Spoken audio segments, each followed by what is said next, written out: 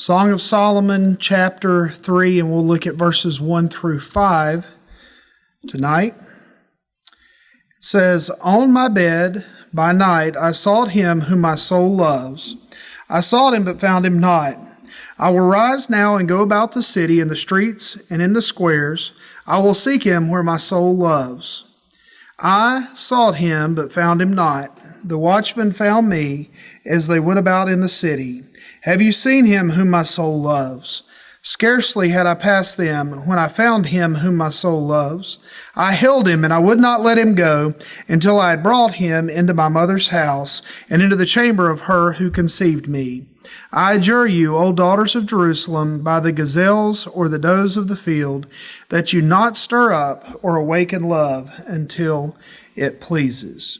I want you to see first in verses 1 through 3 that you need to seek your love. You need to seek your mate.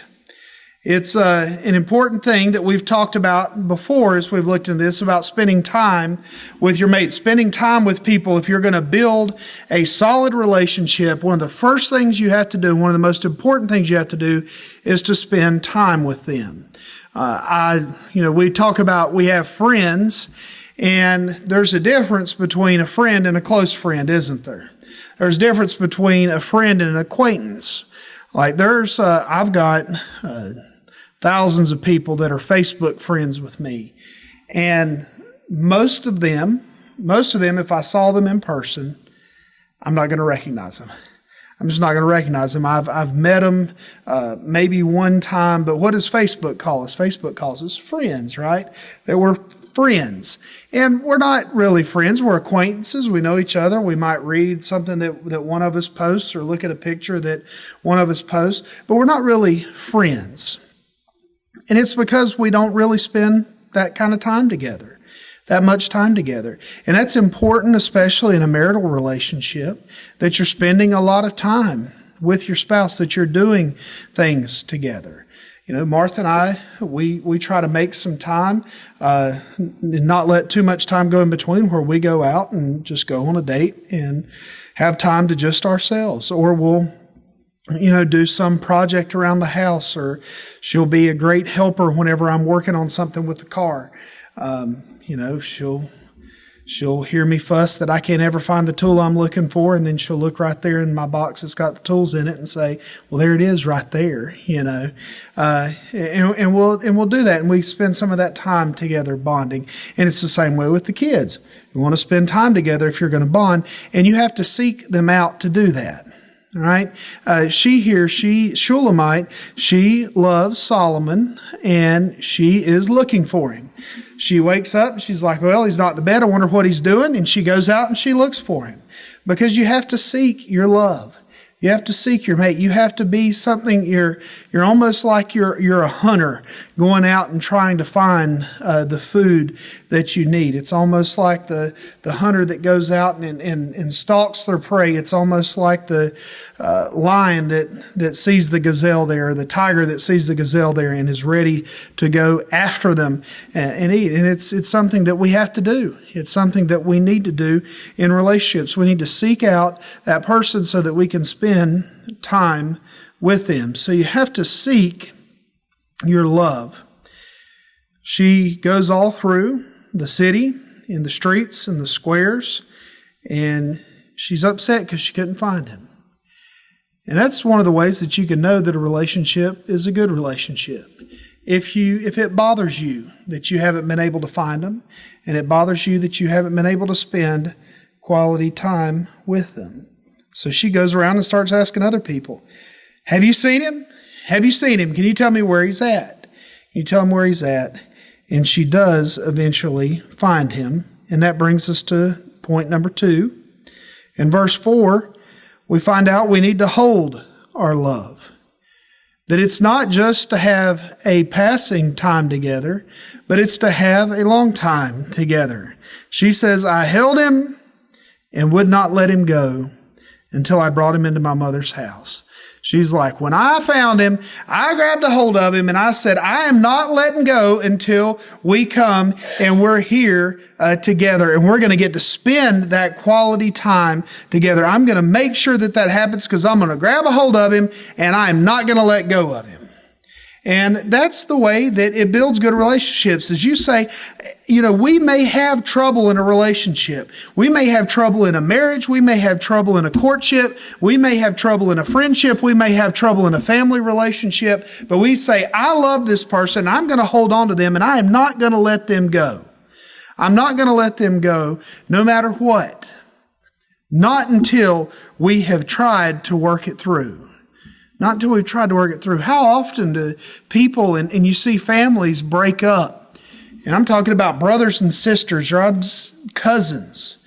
And of course, husbands and wives when they split apart. How many times is it, well, it was one thing and then that was just it? I've talked to people, they were like, I haven't had anything to do with my mom, or I haven't had anything to do with my sister, or I haven't had anything to do with my brother in 40 years. And I'll say, why? And you know what they say a lot of times? Well, we had an argument. I can't even remember what the argument was about, but I don't think I can ever forgive them. And that's not holding on to that person that you love.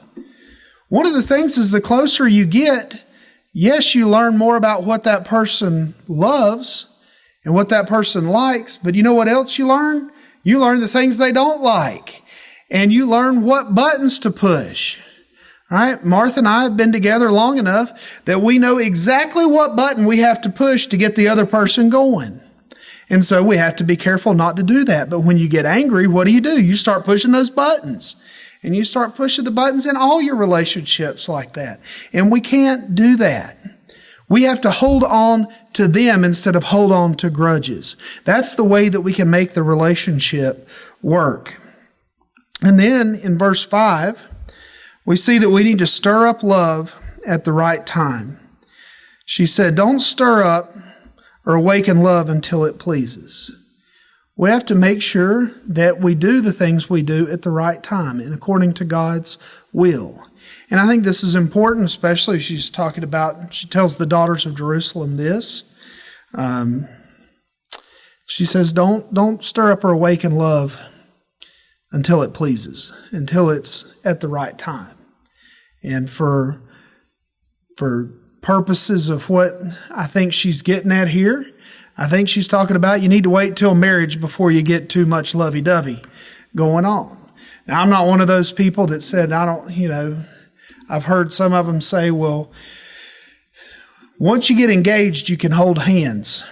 And that's it. And you can't have anything except, you can hold hands up till the time that you're engaged. And after you engage, you can, you can't even hold hands until you get engaged. And when you get engaged, you can hold hands. And then after that, you can, when you're married, you can give a little peck on the lips, and that's it at the thing. I don't think that's probably a little bit overboard. But it's not a horrible idea. I say that when I look at Liliana. Not a horrible idea coming from a dad's perspective. But we need to make sure that we not stir it up or awaken it up until it's the right time, till the time is right. So that's how we seek our love, we hold our love, and we stir up love. And we do that, and we talk about that in the context of human relationships. But remember that when we look at the church being the bride of Christ, Christ being the groom, we're being the bride, that these things also apply there. We need to seek Jesus. We need to seek Him with all that we are. We need to say, I'll go out in the streets, I will walk to Micro, and then I will turn around and I'll walk back to Princeton, and then I'll go to Kinley, and then I'll walk from Kinley to Budapest, Hungary, and then I'll walk to New Delhi, India, and then I'll walk up through China, and then I'll come all the way back here, and I will do that if that's what it takes for me to find Jesus. If that's what it takes for me to be with Him, that is what I will do. And we might say that. We might say, I'd go anywhere to find Jesus. I'd go anywhere. And then it's the same time we'll say, but I just didn't have time to crack open my Bible this week. Or I just didn't have time to pray this week. I just didn't have time. I mean, I've been so busy. I can't come to church for 3 months because I've just been too busy or there's been too much going on. Oh, but I'd walk through coals to find Jesus. It's a matter of priorities. Just like it's a priority in every little relationship we have. In our biggest relationship, it should really be a priority that we seek Jesus out. And then we hold on to Him. We should never be disappointed in Jesus. But I think sometimes we do feel disappointment from God because we have ideas that are not always God's ideas. And sometimes we blame God when things don't go the way that we hoped that they would. People will say, why did God allow this to happen? And they express that disappointment. And some people say, I used to love God and I used to serve Him and I used to seek Him out and I used to do all those things. But then when X happened, then I just didn't want to have anything to do with God anymore. We can't do that. We've got to hold on to Him. When we seek out Jesus and we find Him, we got to grab a big old bear hug around Him and we got to hold on to Him and we cannot let go. Cannot let go. And then we have to stir up our love for Him. We have to think about Him. Think about how great He is. You want to know when the right time is to stir up your love for the Lord Jesus Christ? Name the time. It's always time. Always time to do that. So we seek our love, we hold our love, and don't let them go. We stir up love at the right time. In church, we seek Jesus, and we hold Jesus, and we stir up our love for Him. Any comments or questions on that?